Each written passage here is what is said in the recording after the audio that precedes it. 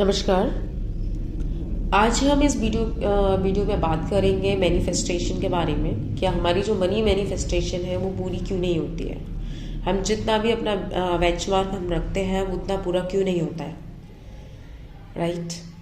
तो मैनिफेस्टेशन का जो सबसे पहली चीज़ ये है कि जब हम मैनिफेस्टेशन करते हैं, किसी भी चीज़ को मैनिफेस्ट करते हैं, तो उस टाइम पे हमें बहुत ही ज़्यादा पॉजिटिव, या मैं कहूँगी 100% पॉजिटिव रहना चाहिए। जो लेवल हमारा पॉजिटिविटी का होता है उसी लेवल तक ही हम उस टारगेट को अचीव कर पाते हैं। लेट सपोज मान लीजिए आपने 1 लाख रुपये आपको चाहिए, और आप कितने परसेंट आप पॉजिटिव हैं। अगर आप 10% पॉजिटिव हैं तो वो 1 लाख रुपये में से 10% ही आपको मिल पाएगा, यानी कि आपने उसमें से 10,000 अर्न किया, राइट। तो डिपेंड करता है कि आप किस लेवल तक to which certain level you are positive. If you are 100% positive, if you 100% a believer, if you 100% trust कि जो मैं मांग रहा हूँ, जो मैं मांग रही हूँ वो होगा ही होगा, तो आप ये लेके चलिए कि अब वो चीज़ जो भी आपने मैनिफेस्ट की है वो 100% होनी है in the pre set time. जो भी आपने टाइम सेट किया है उसमें आपको वो चीज़ मिलनी ही मिलनी है। लेकिन अगर आप उस जो भी आपका लेवल ऑफ पॉजिटिविटी है वो 100% से घट के जितने परसेंट भी आ रहा है, आप उतना तो अचीव करेंगे ही करेंगे। Getting my point. तो डिपेंड, आपको ये देखना है कि आप जो मैनिफेस्टेशन कर रहे हैं, जो भी आप मैनिफेस्ट कर रहे हैं, जितना भी मनी आप मैनिफेस्ट कर रहे हैं, उसमें आप कितने परसेंट पॉजिटिव है।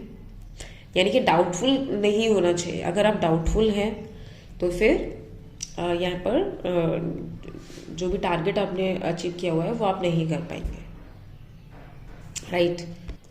दूसरा, हम मैनिफेस्टेशन में कुछ चीज़ों को फॉलो करते हैं, यानी कि हम जो बोल रहे हैं, यानी कि जो हम अफर्मेशन अपने आप को दे रहे हैं, तो उन अफर्मेशन में क्या होना चाहिए, बिलीव होना चाहिए, फीलिंग जिसे हम बोल सकते हैं कि फीलिंग, फुल फीलिंग के साथ हमें अफर्मेशन देनी चाहिए।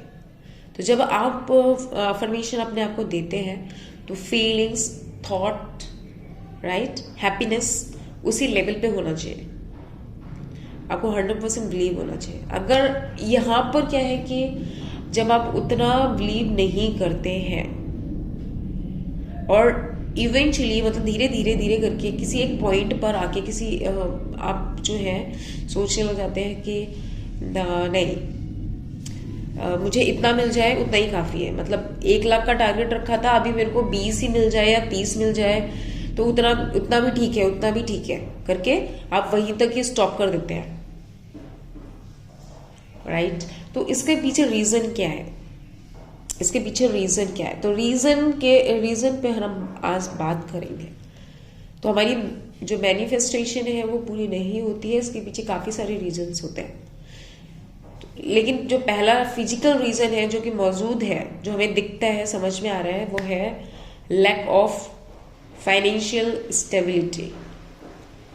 मतलब आपने अपने आप को अफर्मेशन दिया, आपने अपने आपको लॉ ऑफ एजम्पशन दिया, ठीक है, लॉ ऑफ अट्रैक्शन आपने फॉलो किया, उसको अप्लाई किया आपने। लेकिन होता क्या है कि जैसे जब आपने ये जो अफर्मेशन अपने आप को देना स्टार्ट किया, उस टाइम पे सब सही चल रहा था और उस टाइम पर एक आप हायर वाइब्रेशन में थे, राइट।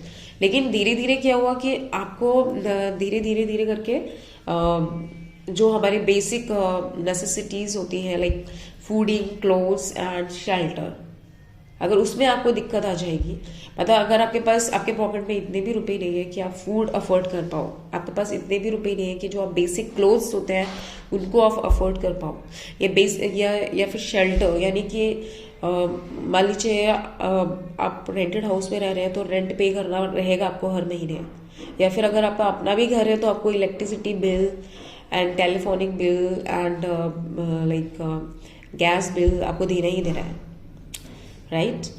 तो ये जो कुछ चीज़ें हैं जो हर महीने आपको देनी रहेंगी, तो अगर वहाँ पर आपको कोई भी दिक्कत आ जाएगी तो आप क्या करेंगे, ग्रेजुअली आपने जब आपने अफर्मेशन अपने आप को देने को स्टार्ट किया था या फिर जो लॉ ऑफ एग्जम्पशन आपने लगाया था कि everything is okay and everything is getting better day by day, वहां पर आपका जो बिलीव था ना, जब डे 1 था, डे 2 था, 3 था स्टार्टिंग में, तो आपका बिलीव बहुत स्ट्रांग था, लेकिन इवेंचुअली वो बिलीव जो है वो धीरे धीरे धीरे करके नीचे आ रहा है, क्योंकि रियलिटी ये है कि आपके जेब में अभी इस टाइम पे मान लीजिए food, shelter and like basic cloth में ही आप स्ट्रगल कर रहे हैं।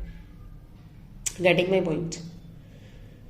तो जहां पर आपने 1 लाख रुपीज का आपने एक बेंचमार्क सेट किया था, वहां से आप हटकर अब फिर आप सोचेंगे कि नहीं, मेरे को तो 20,000 मिल जाए या 30,000 हो जाए, उतना ही मेरे लिए काफ़ी है।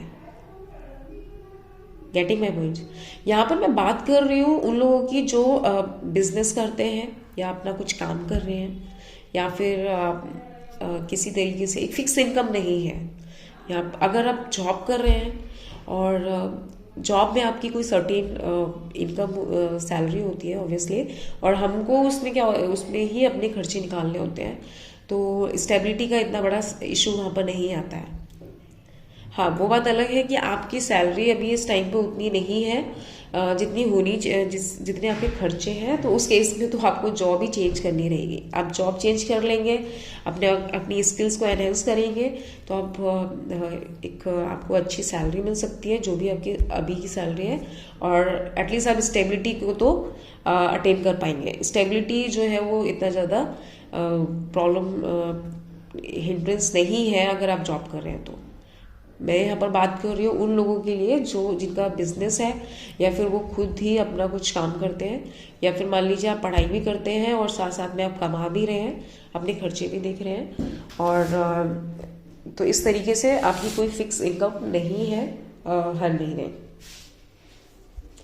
तो उस केस में क्या होता है कि स्टेबिलिटी को अचीव करना हमारे लिए बहुत ज़्यादा ज़रूरी है। अगर स्टेबिलिटी आपने अचीव नहीं की, तो जो भी आपने एक टारगेट सेट किया है, जो मैंने आपको बताया कि 1 लाख का किया है, तो 1 लाख का टारगेट आप अचीव क्या ही करेंगे, उससे पहले ही आपके सामने आ जाएगा कि हाँ, मेरे को तो मतलब घर के लिए खर्चा पानी देना है, ठीक है, या फिर मुझे बेसिक जो क्लोथ्स हैं उनको खरीदना है, या फिर मुझे शेल्टर यानी कि रेंट वेंट और ये सब, ये क्या है, बिल वगैरह ये सब भी पे करना है।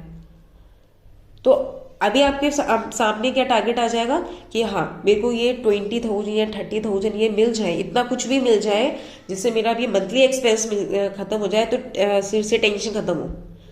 तो आपने क्या किया, आप बहुत ही हाई एनर्जी में थे, बहुत ही हाई फ्रीक्वेंसी में थे, आपका फीलिंग बहुत अच्छी थी, अपने थॉट प्रोसेस, अफर्मेशन, एग्जम्पशन जो होता है ना, कि रियलिटी में तो वो चीज़ नहीं है, लेकिन हमने ये एज्यूम किया है कि everything is getting better and everything is good. जब हम ये मान लेते हैं, हम किसी भी स्थिति में है, किसी भी, चाहे हमारी हेल्थ पुअर है या हमारी फाइनेंशियल कंडीशन पुअर है, या फिर जैसा भी कुछ है, लेकिन अगर हम ये मान लें कि एवरीथिंग इज गुड, एज्यूम कर लें, तो आप देखेंगे कि धीरे धीरे हर चीज ठीक होती चली जाएगी। राइट? तो पहले मानना जरूरी है, उसके बाद वो अपने आप ही होने लग जाती है। तो बात हो रही है कि मनी मैनिफेस्टेशन हम पूरी क्यों नहीं कर पाते, तो उसका एक रीजन जो है वो ये है कि लैक ऑफ स्टेबिलिटी, यानी कि आपके लाइफ में आपकी इनकम कम है, आपके खर्चे ज़्यादा हैं, ठीक है। तो आपकी इनकम कम और खर्चे ज़्यादा, तो मतलब कि आपकी जो बेसिक ज़रूरतें हैं वो पूरी नहीं हो रही है। तो आपने जो एक टारगेट सेट कर रखे कि आपको इतना पैसा चाहिए, तो वो आप अचीव नहीं कर पाएंगे, या अचीव कर पाएंगे तो आप उतना ही अचीव कर पाएंगे जितना भी आप पॉजिटिव हैं। लेवल ऑफ पॉजिटिविटी भी डिपेंड करती है कि लेवल ऑफ पॉजिटिविटी अगर आपकी हायर नहीं है, या फिर जैसे मैंने अभी आपको बताया कि अब घर की ज़रूरतें ही पूरी नहीं हो रही हैं, तो फिर आप यही सोचोगे कि भाई मेरे को इतने ही रुपए मिल जाए, ये खर्चा पानी निकले, मैं टेंशन फ्री हूँ, तब मैं कुछ आगे सोच पाऊंगा। जो अक्सर लोग बोलते हैं कि इतना तो हो जाए तभी तो कुछ सोचे, ठीक है। तो ये जो चीज़ें हैं कि स्टेबिलिटी के लेवल को आपको अचीव करना है। तो वीडियो को लंबा मैं नहीं कर रही हूँ, यहीं पर हम काम की बात करते हैं कि स्टेबिलिटी को हम अचीव कैसे करेंगे। तो सबसे पहले मैं अपने बारे में बताऊँ जब मैंने बिजनेस स्टार्ट किया था स्टार्टिंग में 2017 में, तो मेरे को सिटी को चेंज करना पड़ा। तो मैं जब दूसरे शहर में गई तो ऑब्वियसली बहुत सारे आपको अपने आप को जीरो से इस्टेब्लिश करना पड़ता है, तो आपके खर्चे बहुत ज़्यादा बढ़ जाते हैं। और ज़रूरी नहीं है कि जो भी आपने काम स्टार्ट किया है उसमें पैसा इनकम आपको उसकी डे वन से आनी स्टार्ट हो जाएगी। इट विल टेक टाइम और sometimes take more than the enough time. Like आपको लग रहा है कि 1 महीना 2 महीना 3 महीने के बाद आपको इनकम आएगा, तो पता चला कि 6 महीने तक आपको कोई इनकम ही नहीं आ रही है, उतना नहीं आ रही है जितने कि आपको जिससे बेसिक चीज़ें पूरी हो जाए, राइट। तो अभी अगर आप बेसिक चीज़ों पे ध्यान नहीं देंगे तो आप और अपनी जर्नी को लंबा करते चले जाएंगे। मतलब फाइनेंशियल जो प्रॉब्लम चल रही है उसको आप और लंबा करते जाएंगे, ठीक है। तो उस चीज़ को ठीक करने के लिए क्या करना है, सबसे पहले आपकी जो भी इनकम है, आपने जितना भी कमाया है, ठीक है, आप जो भी कमा रहे हैं, मैं ये नहीं कह रही हूँ कि आप अभी बहुत अच्छा कमा रहे हैं, कुछ भी कमा रहे हैं आप, तो आपको क्या करना है कि उसमें से कुछ पोर्शन आपको अपने दूसरे अकाउंट में एक्युमुलेट करना है, ठीक है। तो आप ये भी कर सकते हैं कि अपने जो बैंक अकाउंट है उसको 2 या 3 आप बैंक अकाउंट ओपन करिए। और अगर आपका बिजनेस है तो, और बिजनेस नहीं है तब भी जैसे मैंने आपको बताया, कुछ हो आप स्टूडेंट हैं या फिर किसी तरीके से थोड़ा सा पार्ट टाइम काम करते हैं या कोई फिक्स इनकम नहीं है, उस केस में आपने जो पहला अकाउंट यूज़ करना है बैंक अकाउंट, उसको इस तरीके से यूज़ करिए कि वो आपका पीटी एक्सपेंसेस है, यानी कि जो भी आपके डे टू डे एक्सपेंसेस हो रहे हैं तो आप उसमें उस चीज़ को रखिए, उतने ही पैसे आप उसमें रखिए, ठीक है। दूसरा अकाउंट है आपका, वो इस तरीके से होना चाहिए कि आपने उसमें जो दूसरा अकाउंट है उसमें आपको क्या करना है कि अपना जो डे टू डे एक्सपेंसेस हो रहे हैं आपके, लाइक आपने बिजनेस से रिलेटेड ऑफिस एक्सपेंसेस होते हैं और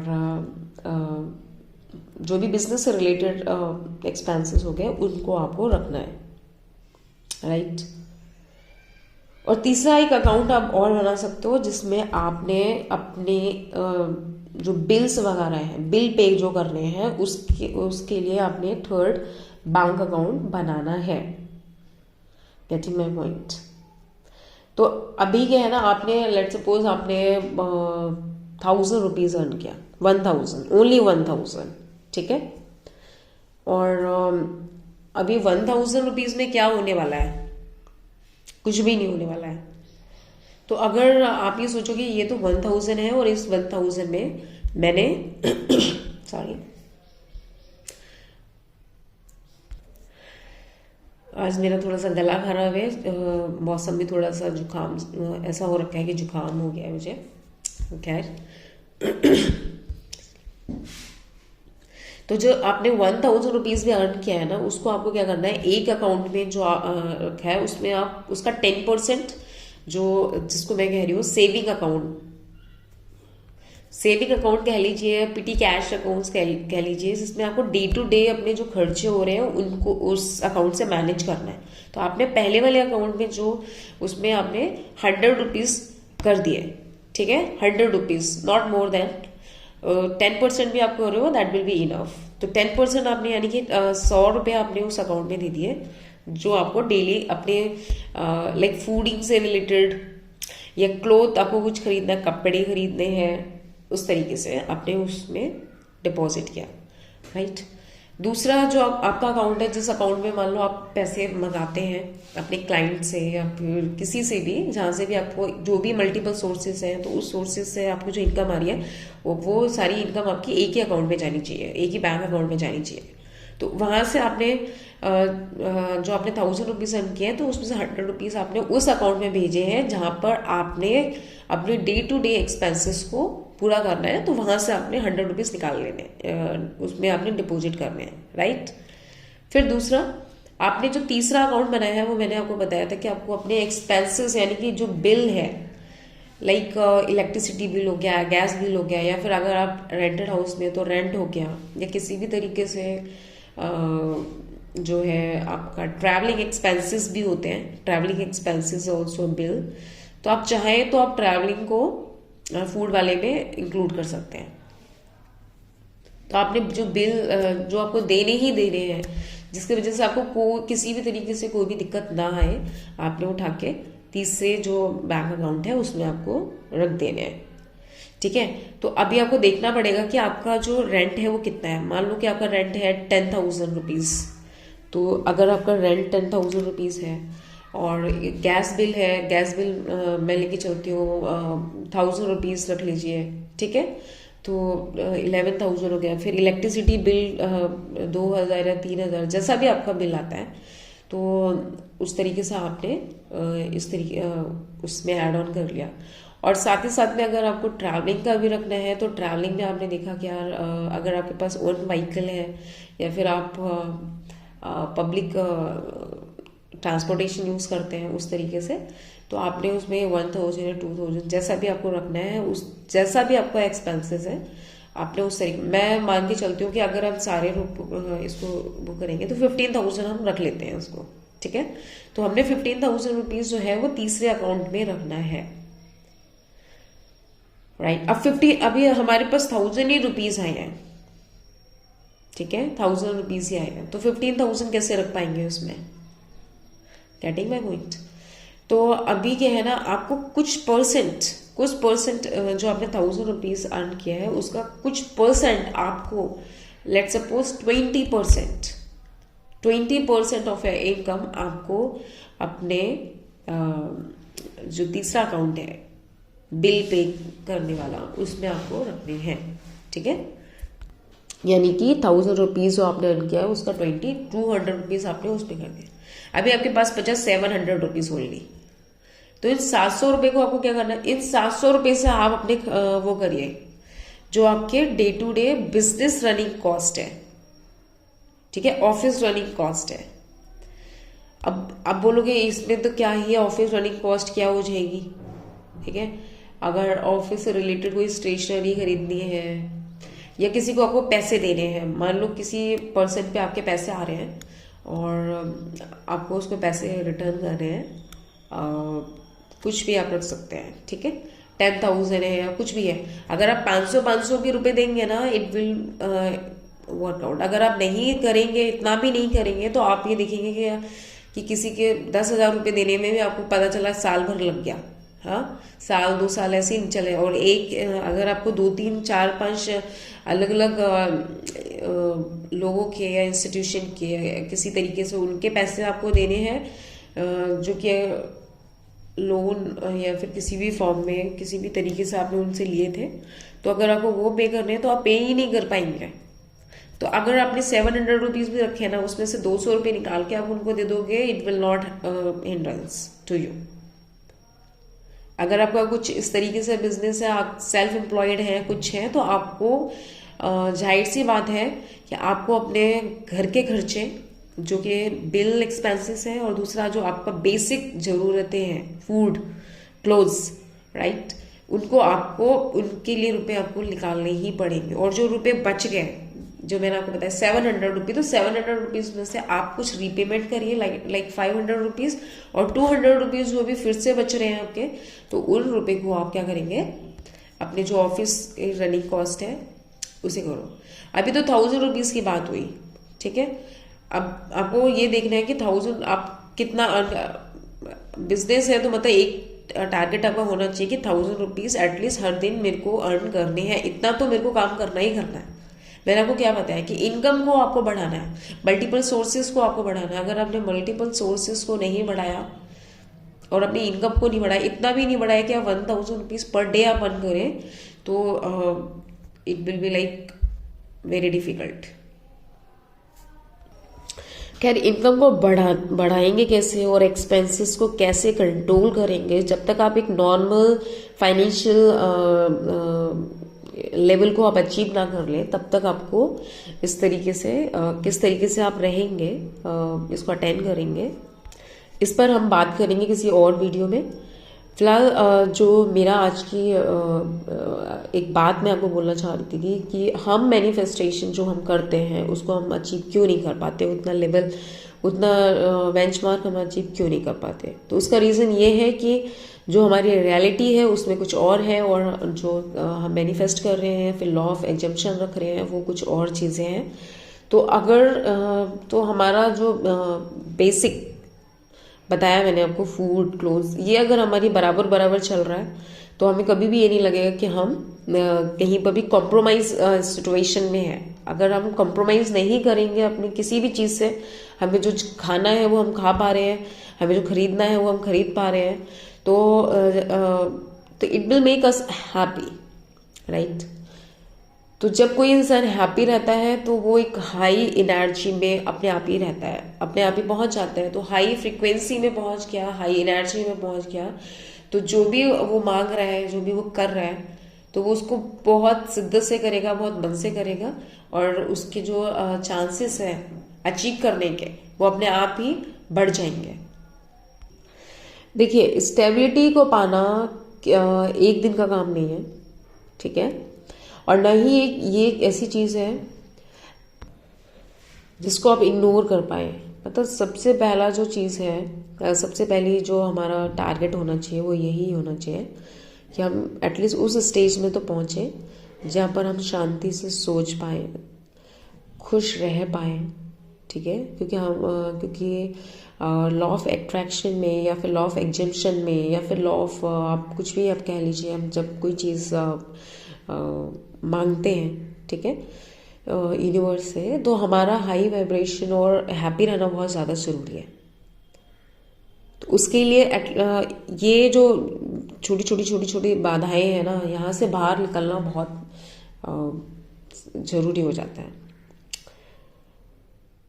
स्टेबिलिटी को किस तरीके से हम अटेन कर सकते हैं, इस बारे में हम किसी और वीडियो में बात करेंगे। फिलहाल इस वीडियो में इतना ही कि हमने मैनिफेस्टेशन तो कर ली, चीज़ें भी पूरी हो रही हैं, और हमने जो जितना टारगेट अचीव सेट किया था, हमने उसमें से काफ़ी हद तक हमने उस टारगेट को अचीव कर भी पाए हैं। लेकिन हम क्या वजह है जिस वजह से हमारी मैनिफेस्टेशन जो है उतना नहीं हम ले पाते हैं, उतना हमें नहीं मिल पाता है, तो उसके पीछे क्या रीज़न है? तो उसके पीछे एक रीज़न यही है कि जो मैंने आपको बताया कि हमारी जो बेसिक ज़रूरतें हैं वो हमारे सामने आ जाती है, और फिर हमारा जो हाई वाइब्रेशन में रहने का वो अपने आप ही कम हो जाता है, राइट। ये मेरी शुरुआत है यूट्यूब चैनल पे, एंड ये मेरी पहली वीडियो है, और मैंने जो भी मेरे को मेरी समझ थी, मैंने आपको उसको बताने में अपनी तरफ से पूरी कोशिश की है।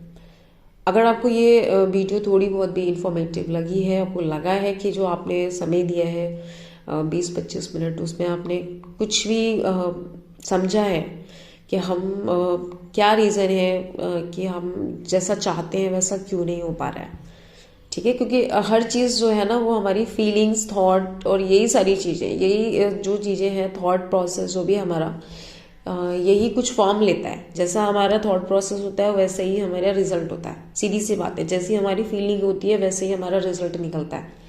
तो हमारा रिजल्ट क्या आ रहा है? हमारा रिजल्ट, अगर आपका रिजल्ट ये आ रहा है कि सब कुछ 0/0 जा रहा है, हाँ, या फिर इस तरीके से जा रहा है कि जैसा आप चाहते हैं वैसा नहीं हो रहा है, तो इसके पीछे कारण यही है कि आप शुरुआत में काफ़ी टाइम तक, मतलब शुरुआत में आप हाई वाइब्रेशन में रह रहे हैं, एंड धीरे धीरे जब कुछ चीज़ें और सामने आ रही हैं तो आप उस हाई वाइब्रेशन पे का जो लेवल है उसको आप मेंटेन नहीं कर पा रहे हैं, ठीक है। तो जिस वजह से क्या होता है, जैसा भी आप सोच रहे हैं चीज़ें उस हिसाब से वैसी नहीं हो पा रही है। तो उसका एक रीज़न ये है। हम और विस्तार में बात कर सकते हैं अगर आप इंटरेस्टेड हैं कि हम लाइफ में अपने जो फाइनेंशियल सिचुएशन है उसको हम ठीक कैसे करें, एटलीस्ट जो स्टेबिलिटी है हम उसे अचीव कैसे करें, मनी मैनेजमेंट कैसे करें। जितना भी पैसा आ रहा है, मैं ये नहीं कह रही हूँ कि पैसा बहुत ज़्यादा आ रहा है, मैं तब भी उस पर भी बात करूँगी कि अगर आपकी इनकम जो है वो 2 रुपये है, एंड आपके खर्चे 10 रुपये के बराबर हैं, तब भी आप किस तरीके से उसमें भी आप किस तरीके से अपने आप को चला सकते हैं, हम उस पर भी बात करेंगे। अगर आप लोग इंटरेस्टेड हैं तो मुझे ज़रूर बताइए। धन्यवाद।